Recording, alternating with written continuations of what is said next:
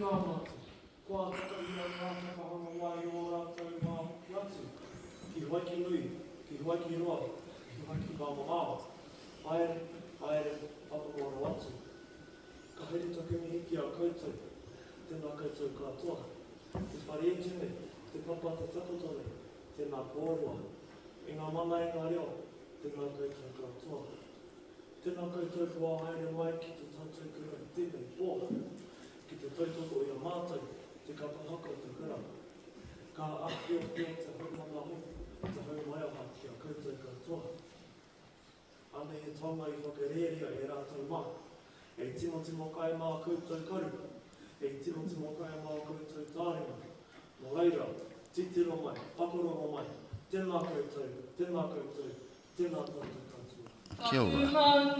Manurere, i runga i te rangi, ka e wai te maimatapu o taupiri, te rua ko iwi o ngā mātua tūpuna, moi mai rā. Titiro i hoki te awa, e miri ana i te whenua, e hoki whakarunga ki te rauri o te motu, tūranga waiwai, he tapu ki.